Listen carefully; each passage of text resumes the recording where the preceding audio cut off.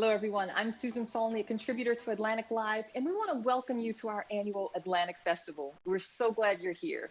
Over the next hour, we'll talk about one of the most important issues of our time, racial inequity. New and sustainable solutions demand bold initiatives, policy changes, collaboration, and community engagement. We'll address all of that over the next hour with some top leaders in this space. But before we get started, two quick notes. We want to thank our underwriter, Boston Consulting Group, for their support of the Atlantic Festival and our journalism here at the Atlantic. And we want to remind all of you at home that you can participate in the conversation in the chat function. Please tell us where you're from, and if you ask a question, we can add it to the conversation. Now let's get started. For a session on impact investments, please welcome Tulaine Montgomery, co-CEO of New Profit, and Lyneir Richardson, Executive Director of the Center for Urban Entrepreneurship and Economic Development. Here to moderate the conversation is Ron Brownstein, Senior Editor at The Atlantic. Good morning, everybody. Thank you both for joining us today. Susan, thank you for that. Thank you for everyone. Good morning. Thank you for being here. And thank you, Tulaine and Lyneir. Let me jump right in. I think in one sense, both of you are focused on the same problem. Innovative entrepreneurs, particularly people of color, who can't get access to the funding they need to advance their ideas and innovations. Lyneir, you focus on entrepreneurs who want to create businesses in the private sector. Tulaine, you work with social entrepreneurs. Let me start by asking each of you to describe the funding challenges that you see in these fields, so we can have a better sense of the extent to which we are looking at common or fundamentally different problems. Tulaine, can you get us started? Absolutely, happy to, and happy to be with you all today. So, in the social sector, we work to address and transform systems that perpetuate inequity, but the social impact space is not immune to the greater forces at play in our society and some of the deep wounds, such as racism and race-based bias. And so we see that when it comes to philanthropic capital, that there are some really troubling trends. And New Profit, with support from the Bill and Melinda Gates Foundation, about 3 years ago commissioned a study to better understand how does philanthropy support leaders of color in the social impact space. And what we learned was that at the time of our study, only 10% of social impact organizations, 501c3s in particular, that were led by Black or Latinx leaders, but only 4% of philanthropic dollars was directed towards and invested in these leaders. So we saw really stark inequities. But the other piece, and when we kind of looked closer, when we looked under the hood at that 4% of philanthropy, we saw some features that were equally problematic. We saw disproportionately high levels of restrictions on the philanthropy and allocated to leaders of color. So you had to do one very specific or narrow program component. It wasn't unrestricted capital. It wasn't capital that really enabled you to leverage your insights about the best way to solve a problem. We also saw that there were many more touch points required by leaders of color in order to secure philanthropic support. So it wasn't only a matter of a low percentage of dollars going to leaders of color. 4% is unacceptable, but it was also this highly restricted form of capital that reflected a lack of trust in the insights of these leaders. Thank you. Lyneir, how familiar or not does that sound to the experience of the entrepreneurs in the private sector that you work with? Very similar. So, this is a moment in time, we all know, to focus on closing the racial wealth gap. And I believe entrepreneurship is a stronger, vehicle than almost any other economic engine. And there is not a lack of, vision or work ethic. There's just been a lack of capital, and really at every stage along the spectrum, right? And over the last year, there's been more grants from government, from foundations, corporations, loans from CDFI or banks. And then equity from angel investors or venture capital providers, even venture philanthropy as well. So there's an entire menu and tools in the toolbox. The question is, how do we get those tools and connect them to entrepreneurs and help entrepreneurs of color make the case for capital, so that we can get the outcomes and economic development results that we all want to see. So let me follow up with each of you. And Lyneir, let me stick with you first. What do you see as your greatest point of leverage to change these dynamics, which are pretty overwhelming as you describe them? Mhm. Yeah, and again, I go back to the toolbox, right? So, there's all these different funding sources. It's about capital. So, it's about capital and it's about assets. Wealth is created by owning assets that generate revenue, that hopefully have tax advantages and that appreciate over time. So we're focusing on closing the racial wealth gap and maximizing, the opportunity we have now. It's all about getting capital to help people own businesses and real estate. So we have funds that are donation-based funds. People saying, look, I just want to help entrepreneurs. I believe they'll create a job. They're important to our community in some respects. And I'd like to get my money back, but I'm not really seeking a market return. Then there's angel investment funds where people are saying, hey, I want to identify the next growth company led by an entrepreneur of color, and I want to invest. And I found an interesting statistic recently that less than 1% of angel investors are people of color. So helping people of color understand more and be more willing to be angel investors. But there's real estate capital funds on and on. So this question of how do you make the case for capital and connect it to any of those, potential capital providers in the spectrum.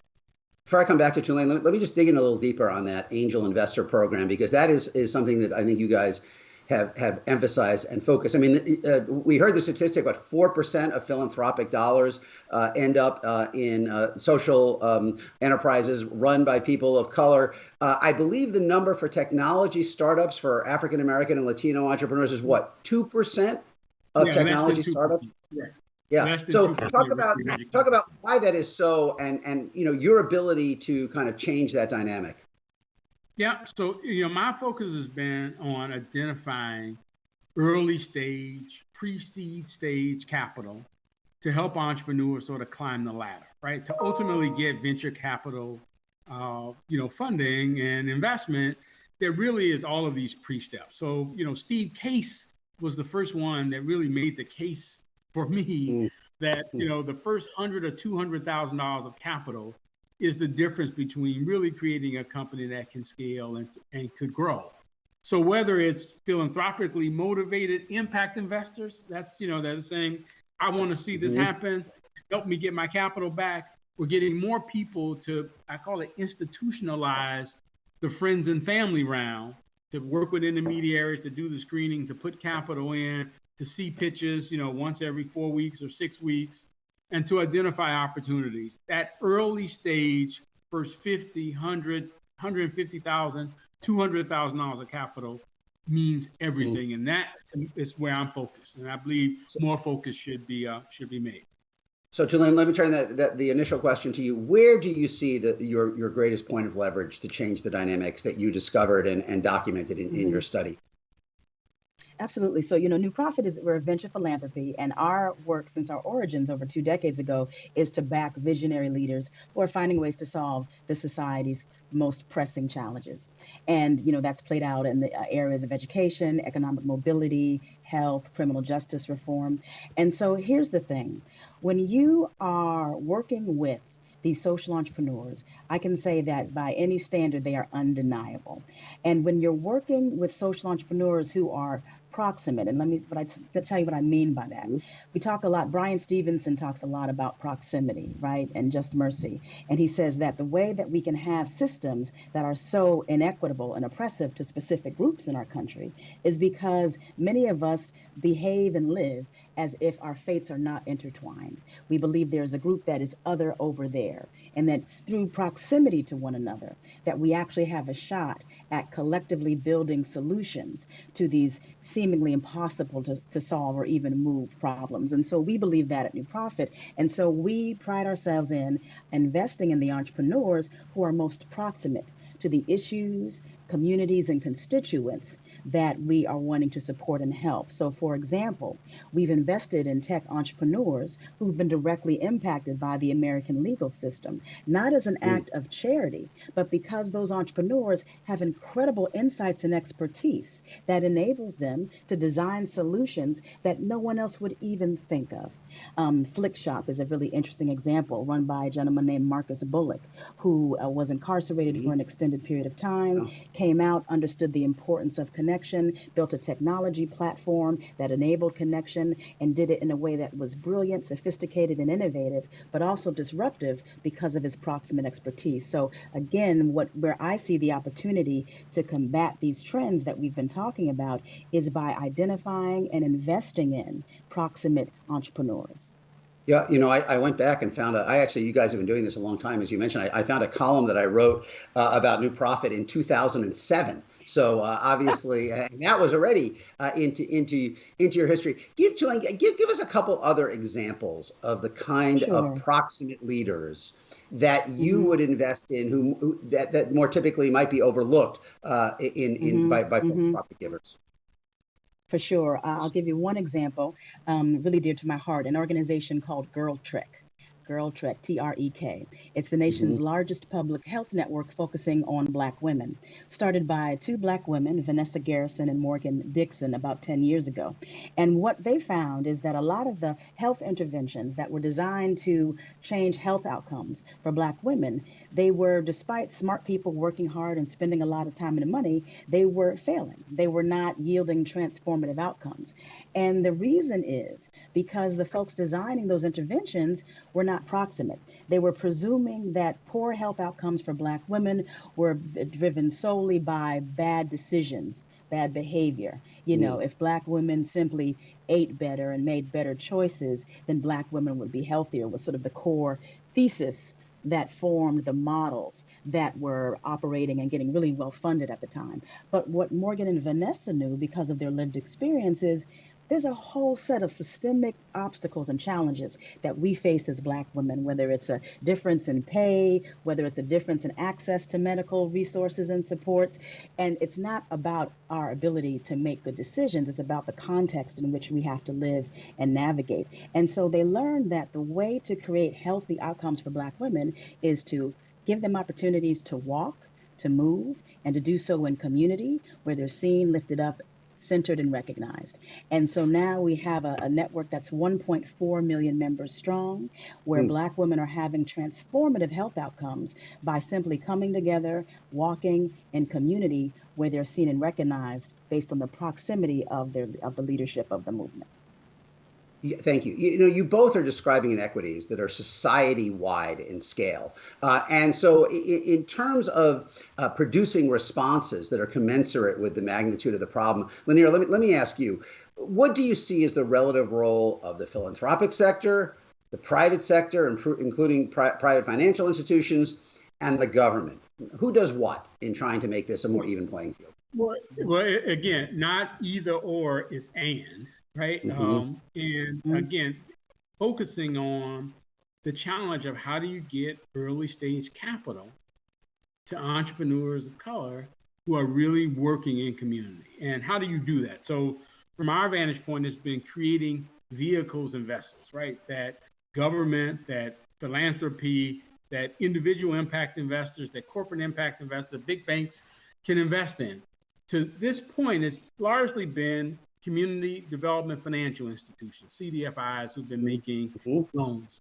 I believe there's an opportunity in this moment for new vehicles, right, that are more focused on equity, that are making equity investments into entrepreneurs, seeing entrepreneurs in a different way, a new set of institutions, of trusted intermediaries that can receive capital and that can understand, as Tulaine has mentioned, just as close as possible to the entrepreneurs who are actually, solving the problems, creating businesses. And at each stage, startup, folks who are really have high growth potential, but also not forgetting about the everyday, business, the consumer-facing coffee shop, that gives a community, vitality, right?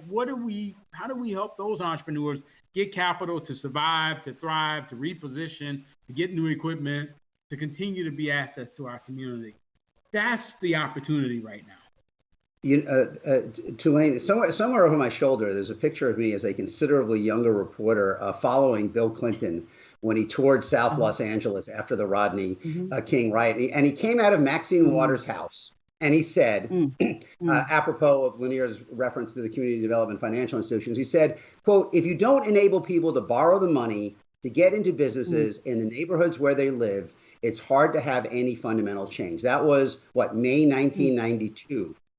When he Wow. said that. And certainly we've been talking about government policies to try to channel more investment into low income and minority neighborhoods since the Community Reinvestment Act in the 70s and the Local Yeah. Initiative Support Corporation, which dates all the way Mhm. back, I think, to 1979.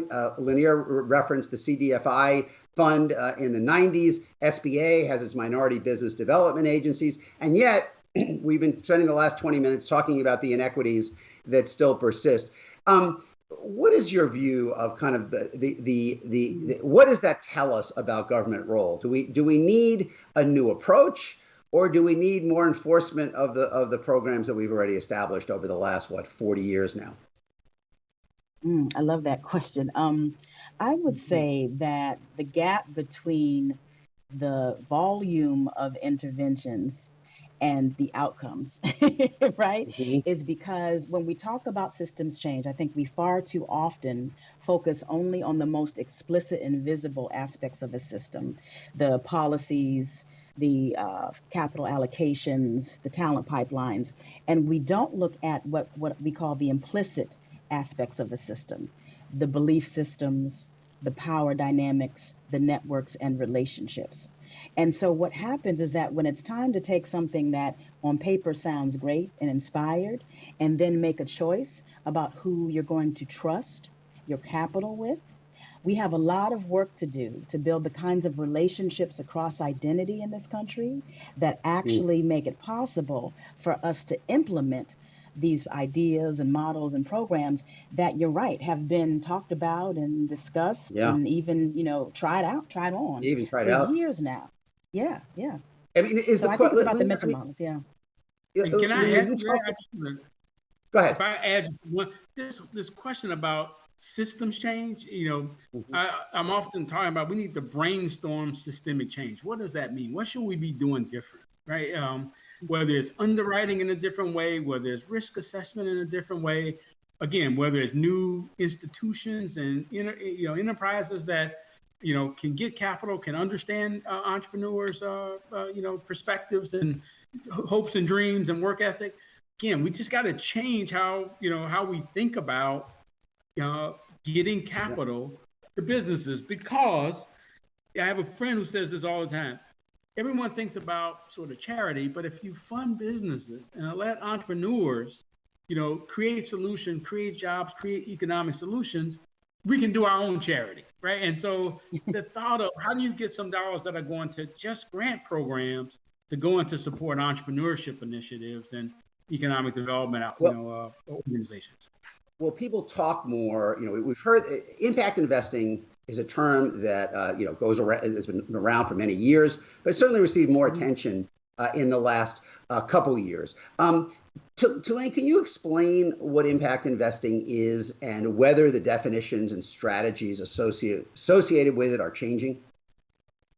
Sure. I mean, I can tell you how I define it, Yeah, how acknowledging you define it. Yeah. that one of the Yes. realities of what you acknowledge is an emerging field is that there's some different definitions at play.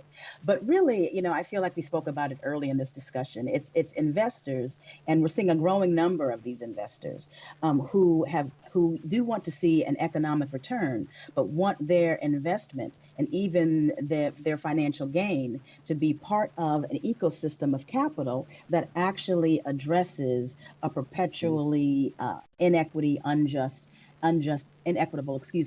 aspect of our society. You see a lot of impact investing these days in, for example, the climate change space, right? There's where Yeah. there are various technologies and platforms that are being created to, reduce carbon emissions or to lighten the impact of certain practices in this country. There's a lot of impact investors, people who are absolutely committed to economic return, but also committed to making sure that they're contributing to an ecosystem of systems change.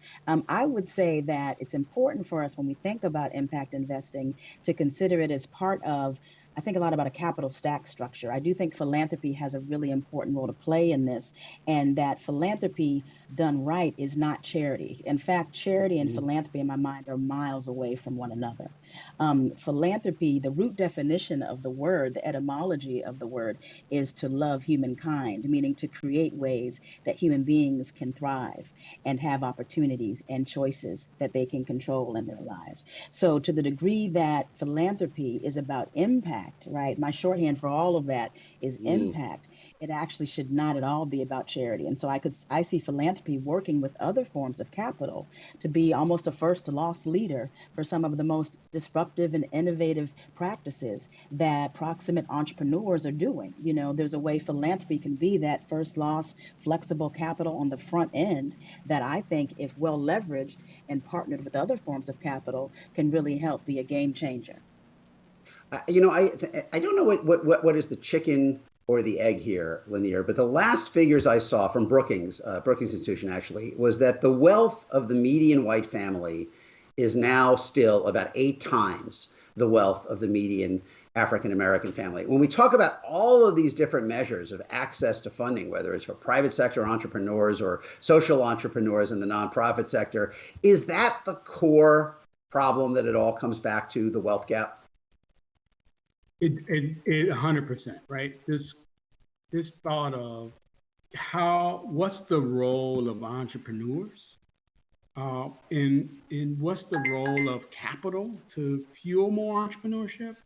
There's just as there's statistic about the gap between wealth between Black and white entrepreneurs, there's similar statistics around the gap or the exceeding wealth of Black entrepreneurs compared to folks who are not entrepreneurial, right? That the Black entrepreneurs have a 3 to 5 times wealth of folks who are not entrepreneurial. So again, getting resources, capital, mentorship, and capacity building programs, it's all three, but really it's, at the end of the day, it's the patient capital combined with the training and the coaching and access to contracting opportunities. It's all of that. And the only other thing I'd like to add is this, the thought around capital and role of philanthropy and impact investors is the need for more concessionary capital. So I've seen people say, I'm an impact investor now. I want to find, opportunities, and I want a market return.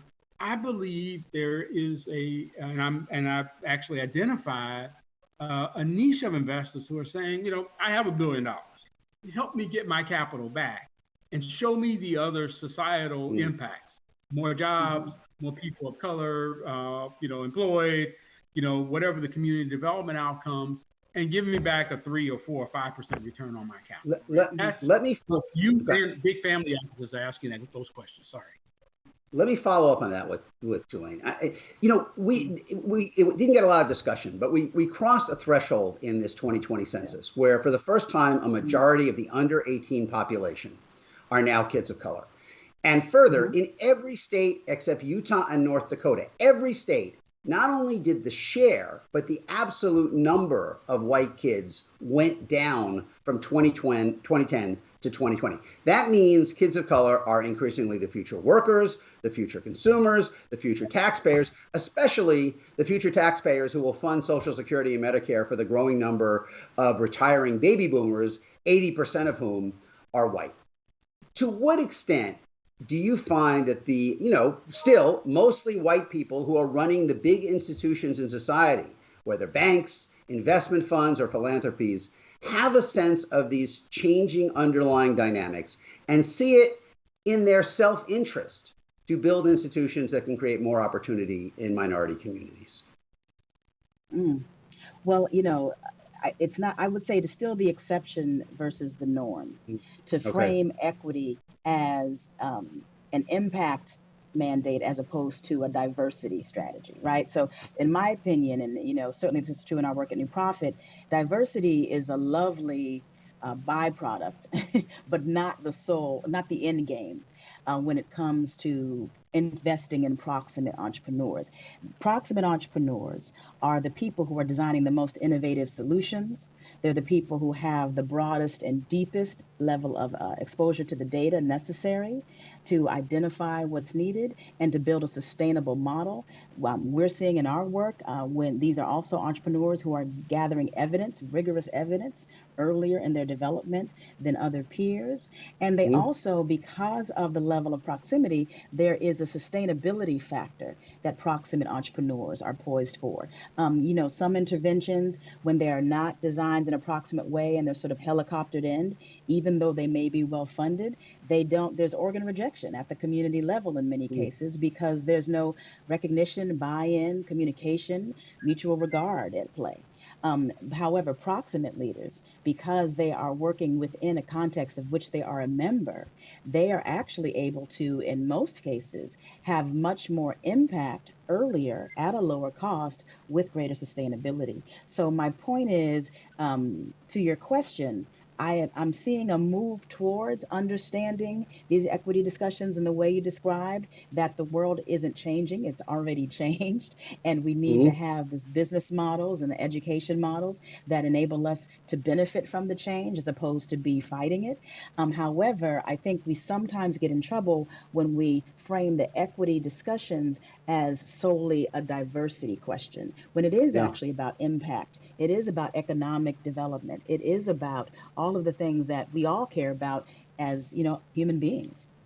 Yeah, what a terrific conversation. Lyneir and Tulaine, we're going to have to leave it there for now. Thank you for joining us, and we're going to send you back to the festival. Thank you both. Thank you so much. Thank you. Thank you. And now a session brought to you by our underwriter, Boston Consulting Group. Please welcome Joe Davis, Chair of North America Boston Consulting Group, and John Rice, Founder and CEO of Management Leadership for Tomorrow. Greetings. My name is Joe Davis, and I lead BCG's North America business. I am honored to be part of today's event. Thank you for having me. I'm excited to be joined today by John Rice, Founder and CEO of Management Leadership for Tomorrow, a national nonprofit organization that empowers people of color and employers to advance racial equity in their organizations and communities. MLT works with over 200 blue-chip employers across the country and prepares 2,000 Black, Latinx, and Indigenous fellows each year. So John, welcome, and let's jump right in. As a leader in the space, what do you think holds organizations back from making a real impact on diversity, equity, and inclusion? Well, Joe, let me first start by thanking you for your leadership on these issues and for thanking BCG more broadly, one of our earliest partners from the time that I founded the organization. You've been with us the whole time, and it's just fantastic to be here with you today. Two pieces of advice. The first one is just to tackle DEI and racial equity with the same level of rigor that you apply to every other part of your core business. And doing so requires leaders to move beyond what I've seen as a false narrative that can be sort of characterized by it's them, not us. And this is a narrative that's become conventional wisdom, even among the most forward-thinking, non-racist, executives who actually deeply care about moving the needle on racial equity. And it manifests itself in a way that I kind of call, it's the people of color, not us. Our organizations are open, and we've been working hard on DEI for many years. And if the talent doesn't come through the door, then it's a pipeline issue. Or since our organizations are meritocracies, if people of color are performing at the same levels as our white peers, then it's them and not us. Essentially, what organizations need to do, what leaders need to do, is to take that kind of a business equity approach, define what success looks like, based on a firm and accurate diagnosis of why we are where we are, and have the kind of prioritize investment levers, interim metrics, and organizational approach that is kind of business 101. And then I think the second piece of advice I would say is that organizations need to embrace the role that they can play in tackling racism in our communities more broadly. And there's it's them, not us component of that as well. In too many organizations, the perspective is that when it comes to addressing those, persistent racial inequalities, healthcare, income gaps, policing, education, that's the role of government, policymakers, and nonprofits and foundations. And institutions and employers need to really embrace the fact that they play a critical role in increasing the cost of racist behavior in our communities. The way the corporate community has stood up around the legislation around voter suppression we've seen over the course of this year. And then secondly, employers need to understand that they are the most important pathways for all Americans, and especially people of color, to advance their economic mobility and become financially stable. So widening the road so that everyone can be at their best and can compete on a level playing field in our institutions is really important to addressing the overall narrative around race and people of color that we've got to move beyond in our communities. You all at BCG have had that mindset. I'd love you to share, how you think about DEI internally, but also how you've leveraged your platform, and engaged with your clients and even public sector stakeholders to advance racial equity. Thanks, John. Thanks. As you know, and you just mentioned, BCG has been working to make our company more equitable and inclusive for many, many years. It's actually one of the reasons we first teamed with you, as you just pointed out, because we understood we cannot do it, move the needle all on our own. And I'm quite proud of our efforts, such as one example, BCG's program to bring more young people of color as summer interns, actually as sophomores and as juniors, and help set them up for a better career. Yeah. Hopefully with us, of course. Yeah. And then, of course, we all know, my energy, my personal energy, and BCG's energy moved even deeper with the George Floyd murder. Now, our first response to that was announcing 6 major commitments to advance racial equity. And let me focus on 2 of them, because they do touch on some of the stuff you mentioned. One is we committed $100 million of our resources and our insights to make a difference, to work with other organizations across our region to help them, team with them to drive a difference on racial equity. Secondly, is something that you've talked about and we've learned with you, is we made a commitment to live up to our commitments, to be accountable to them, to track them. Earlier this year, we were one of the first of our direct competitors to share our DEI metrics and aspirations in a public report. That's a major step towards measurable change, as you know. And the numbers, well, it's a major step. Additionally, our pursuit of the Black Equity at Work certification, which we developed together with you at MLT, will provide us a transparent mechanism to measure this progress.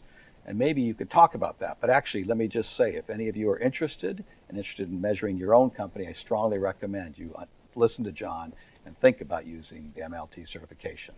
Do you want to tell us more about it? Yeah, sure. So coming out of George Floyd's murder, we felt as an organization that's focused on moving the needle on racial equity that it was important for us to catalyze some systems level change. And we were fortunate enough to work with you to develop, a first ever absolute standard for racially equitable employer practices so that organizations could actually gauge what good looks like with respect to racially equitable workplace practices, akin to the lead standard in the environmental sustainability space. If you understand what good looks like, then you can actually develop a rigorous plan. And once they develop that with our support, then they'll be Black Equity plan approved, and then they have a few years to move the needle on that plan. As they make progress, they have the opportunity to get recognized and rewarded for the progress against that plan.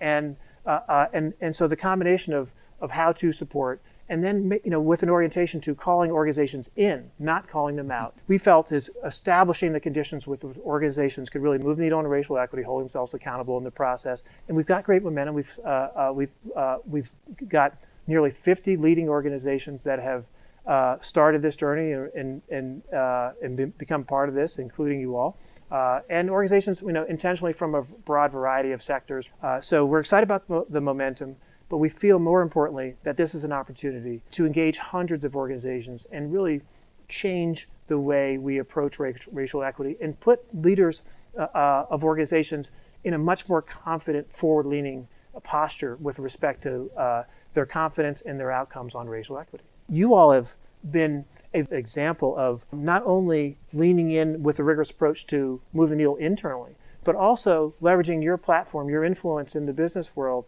One of the things I've been very excited to see that you've launched is your Center for Inclusion and Equity. I'm wondering if you could share a few thoughts on that. Sure. Thanks, John. Thanks for raising the CEI.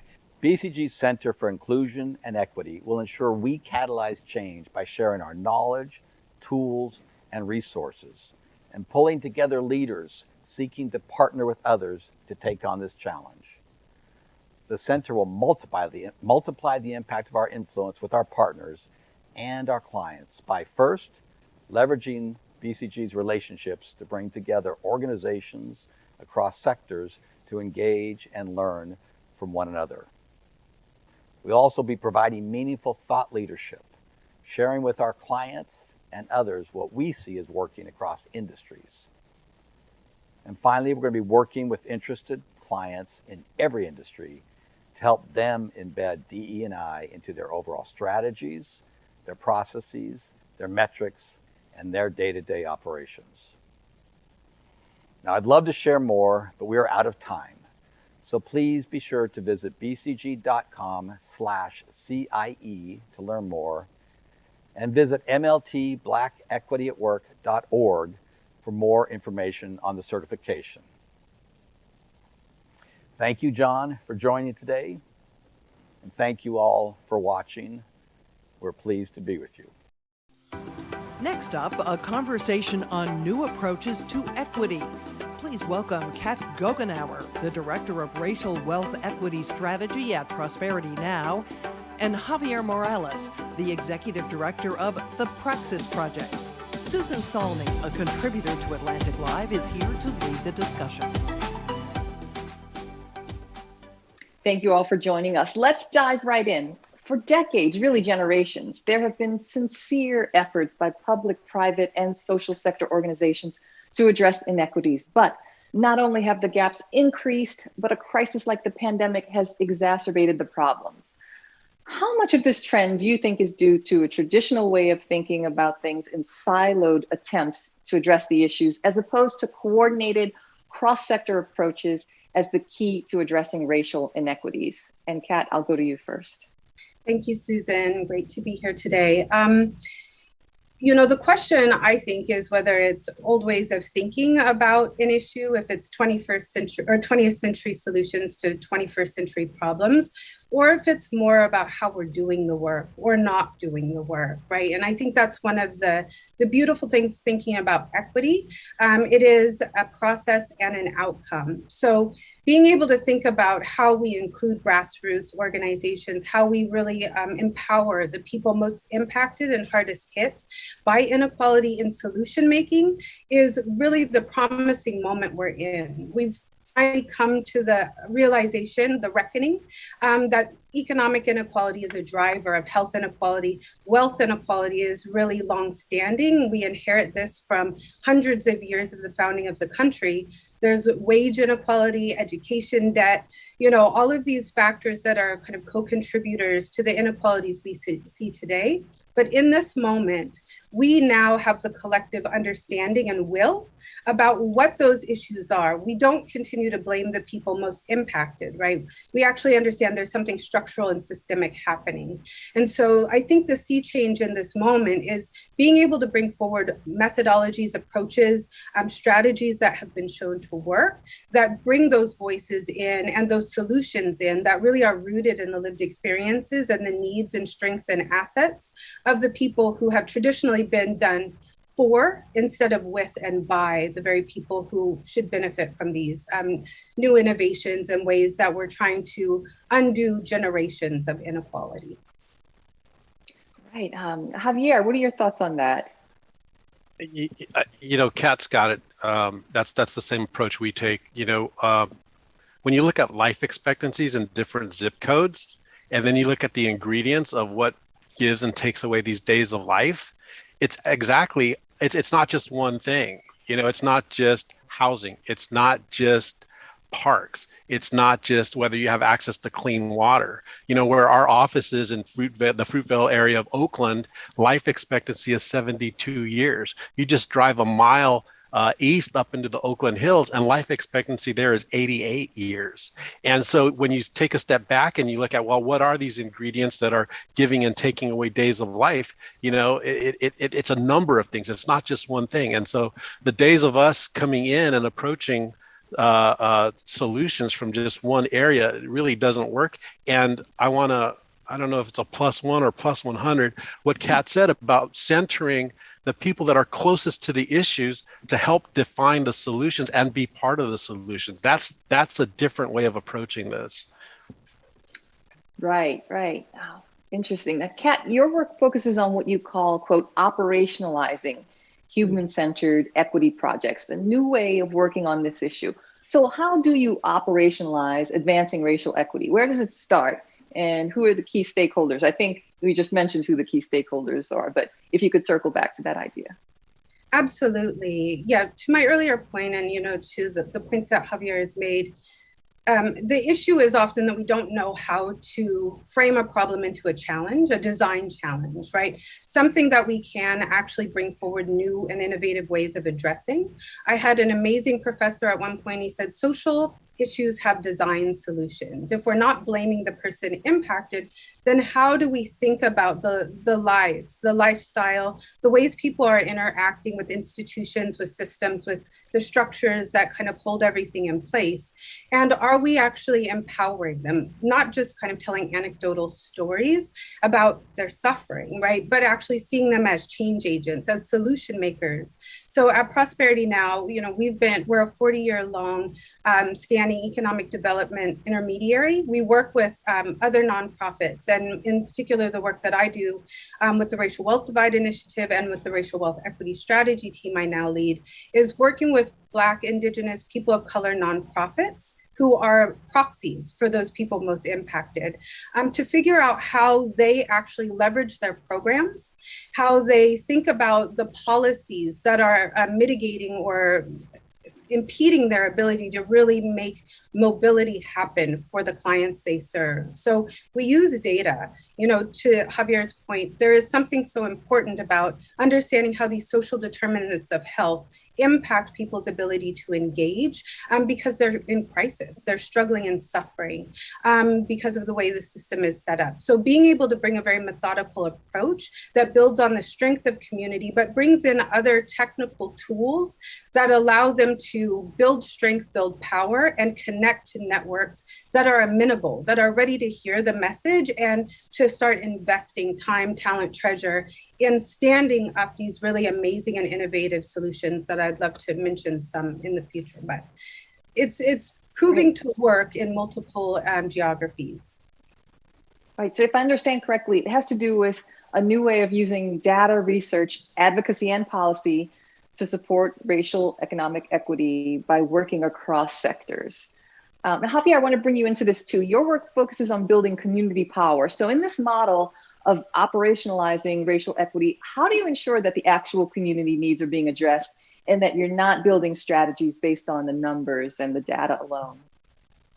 Well, I think that too often when we use very broad data, it masks what's happening in some of these marginalized communities and marginalized areas. So I think we gotta use data, but we gotta be real intentional about making sure that the data is actually telling us what's actually happening on the ground.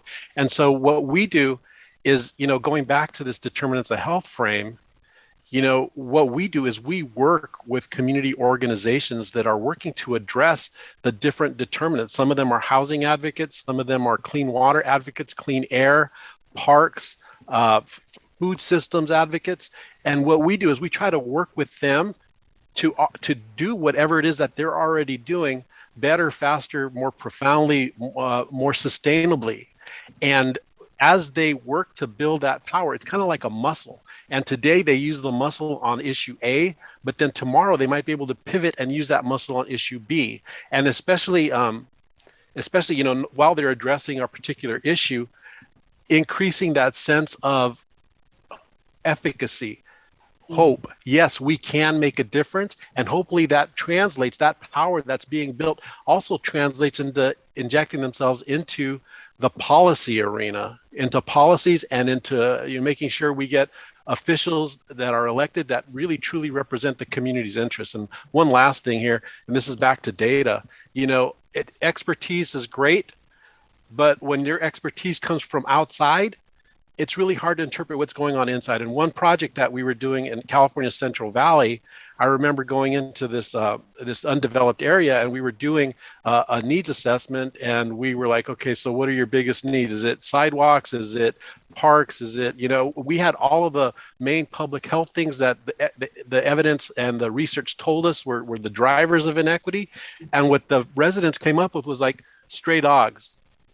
Our issue is stray dogs. If we can get the stray dogs under control, then maybe we can start worrying about these other things. But that doesn't come up in an office that's removed from the community or from the groups that you're trying to work with. So again, centering the communities that we're trying to solve problems for, and that's actually a weird sentence for me to say, co-partnering, co-designing, co-solving issues with the communities that we're trying to work with. The stray dogs example, that's such a good one. Kat, I think you were eager to share an example a little bit earlier. Can you think of a cross-sector collaboration working to address an issue, health, housing, or economic related, and tell us about how that initiative is supporting the directly impacted communities? Absolutely. So the African American Financial Capability Initiative was a 6-city project that was done with multiple communities of practice. So locally bringing together entities in a geography who were committed to solving those myriad issues: housing, economic inequality, stabilization services, rapid rehousing, you know, all of these things that really allow people to move in a process. We were bringing financial capability tools, thinking about, you know, financial education, different ways to teach people how to manage poverty in many ways, as people say, right? And it turned out the community decided, in Seattle in particular, that what was actually needed was a community land trust, right? That there's something about creating and owning institutions that are for, with, by, and of the community to do a lot of what Xavier is saying, right? Be that place on the ground that then can run their own design labs, can start to interface with developers who were impacting the central district, and be able to start bringing forward community benefits agreements in those developments that created housing, retail space for displaced businesses. And then also we're able to demonstrate to the mayor that this is a very viable stewardship process. And so they've been able to draw down even more parcels of land. Even though people are displaced, they have a place to come back to, and they're being able to start to build back community after a lot of development had been one of those drivers that didn't impact the people, but impacted the place positively, right? Right. I'll talk about positive change. Now, I want to ask you, are there any areas where you're finding more pushback against your efforts at making these cross-sector collaborations, since it is a newer way of doing things, you say? Is that Kat? I'll start with you. Yeah. I think, so the racial wealth divide was started in 2015. There was a lot more pushback about understanding that the root cause of racial inequality is economic inequality, and the driver of that is wealth inequality, right? It was a newer way of thinking about the inequalities we see on the ground. In this moment, we have partners from, you know, foundations, from philanthropies, obviously a multitude of nonprofits themselves. The question, I think, in everybody's mind is, with the new administration and, you know, this new framing that policies will really tackle some of the longstanding issues, will they, in addition to providing access to jobs, provide access to living wage jobs with full benefits, right? Will they really think about an asset building or a wealth building strategy to run concurrent with that? We need to move away from Band-Aids, right? This is the moment to build and allow families and communities to build of their own accord and hold and own those assets over time. So I think, you know, the uninitiated, people who aren't quite comfortable talking about race, have a little more reticence, but in this moment with the year of reckoning, everyone is now very aware of those drivers, and people really want to get to solution making, because sitting with a longstanding problem feels disempowering to many. So we're finding a lot of different sectors and segments who are ready to roll up their sleeves and come be a part of this movement. Well, that's good news. Xavier, similar question. How can policy and advocacy work better together to advance these goals? And are you seeing a lot of pushback to the ideas you have? we see a lot of pushback from the industries that our groups are actually trying to shape. So, for example, one of the best examples of this advocacy community coming together and pushing forth an initiative, given great opposition, was some work that was done in Berkeley back in 2014, Berkeley, California. Berkeley passed the First Nations soda tax, and for this attempt to help improve the public's health because of how dangerous sugary drinks are to our health. If you look at the rate of diabetes in our communities, it's out of control. It's reaching epidemic levels. But the city of Berkeley, there were advocates that said, hey, you know what? We want to change things from the ground up. We want to do nutrition education in early care settings. We want our schools to have this. We want our communities to have it. And so what we did is we advocated really hard and won the First Nations soda tax. And we've been investing that money back into community, back into early care, back into some of the major groups that are receiving funding here, Healthy Black Families. They do incredible work on not just nutrition education, but also talking about just what's happening in our environment that's pushing us towards these unhealthy behaviors. And then we also fund leadership through the Ecology Center. We also fund early care programs through this group called Multicultural Institute and also the YMCA. So we're taking this a resource from a product that's actually causing ill in our community and turning it around and using it for positive. And the opposition that we had on that was great. It took a lot of work to bring our communities along, but once we raised that consciousness and raised awareness, we overwhelmingly won that policy in our city. And again, it was the first one. It's a model. Since then, San Francisco has passed one, Oakland has passed one, Albany, and Philadelphia, and Boulder, Colorado, and Seattle. So it's a little bit of there's movement on this. Other people are seeing this. It's an idea that's spreading. So just to underscore this point, you're saying the hyper-localized, culturally competent solutions affect change in a way that more broad-based initiatives simply can't. But how do you hold the groups and organizations that you work with accountable? It's a question for both of you. Xavier, you can begin.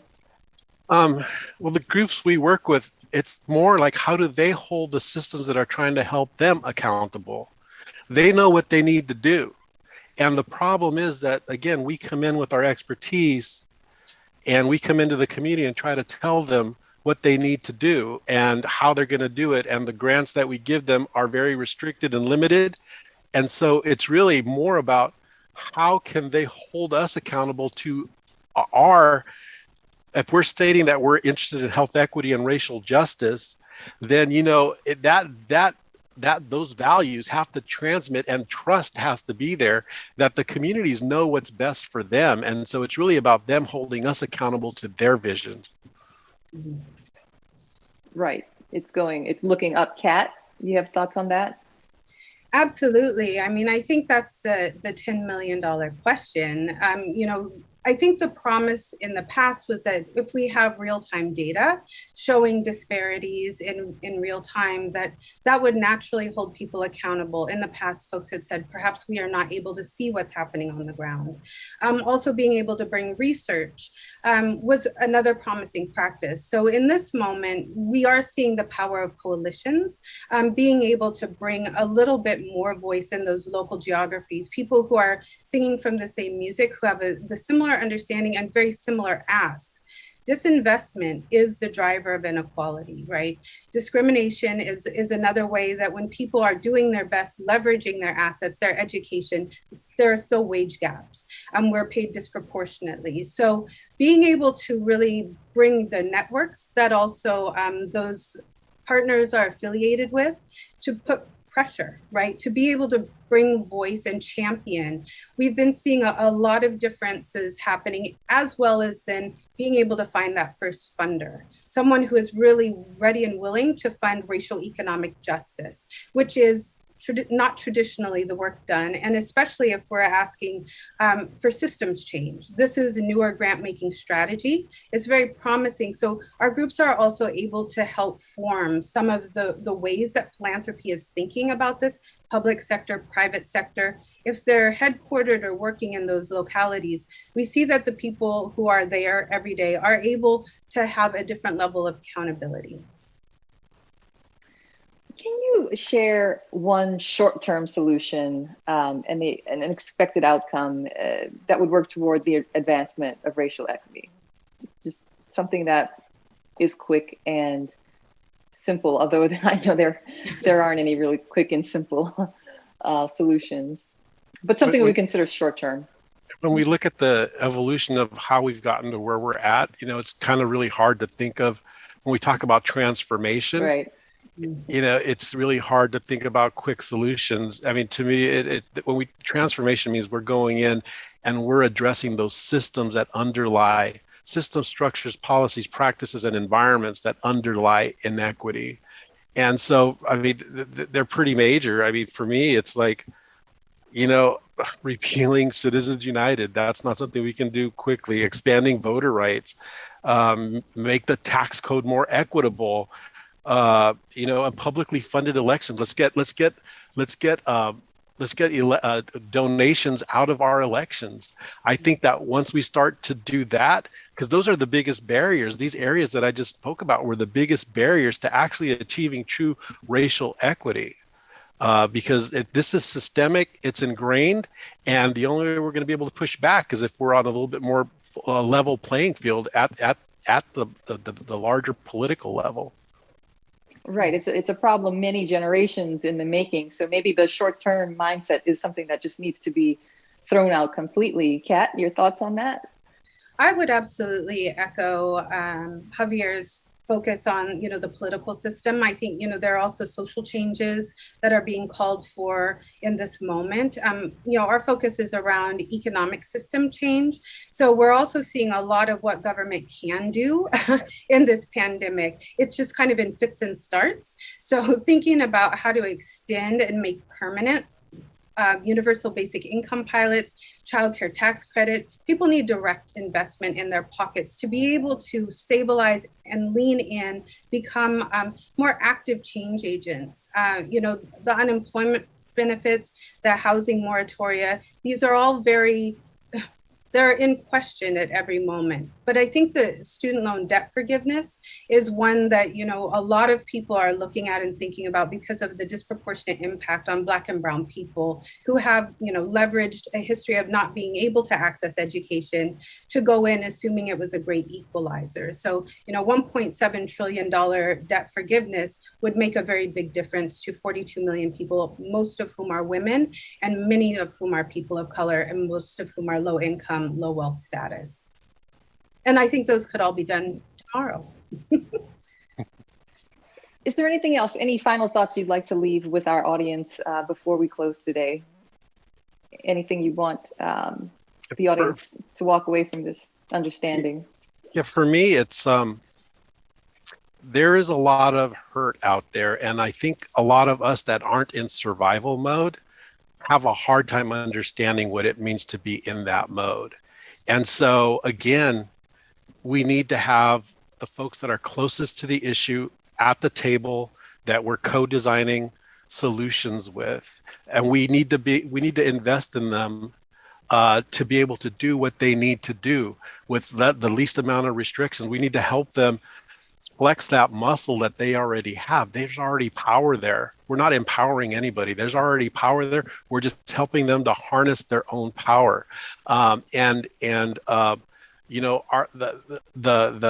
success is really about how they define success. Because maybe it's not about every street having a sidewalk in my town, but maybe it is about, getting stray dogs off the street, or maybe it's about leadership development, or raising consciousness, or getting the next generation to the place where they can actually feel hopeful and have the ability to see themselves as part of the solution. Right. And Kat, final thoughts? Sure. Yeah, I was just going to echo Xavier, really being able to think holistically about community, and not casting aspersions or assuming deficiency, but really starting to understand how trauma and crisis and chronic stress impact people's ability to lean in. But I think for me, the key takeaway is, the question of the key stakeholders, community, absolutely, the individuals, families, and people who are living the experience. But this issue is for everyone. We have all inherited a role and responsibility in economic equity by virtue of being alive and breathing air in these days. This isn't a government problem to solve. This isn't, a bootstrap problem to solve. This isn't a private sector or philanthropy problem to solve. It's all of us working together, really in service to, as Xavier said, the vision and mission of community, and ensuring that we are looking at that data. Is poverty reducing? Are incomes increasing? Is debt reducing? Are assets increasing? That is the way to truly be free in a capitalist society, is to have the resources to be able to make choice and live your life in the way that makes sense. Right. Well, we'll end on that, hopefully, positive note. Kat and Xavier, thank you so much for joining us today. We really appreciate you sharing your ideas. Thank you, Susan. Thank you.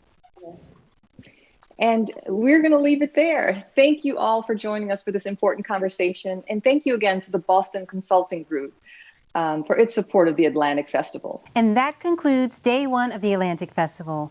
We have so much more in store for you both this week and next, so stay with us. Tomorrow we have a taping of a new podcast featuring Atlantic writer and happiness expert Arthur Brooks, a conversation with Ken Burns about his new Muhammad Ali documentary series, and much more. You can check out our full schedule within the event platform. Thank you again for joining us, and see you tomorrow.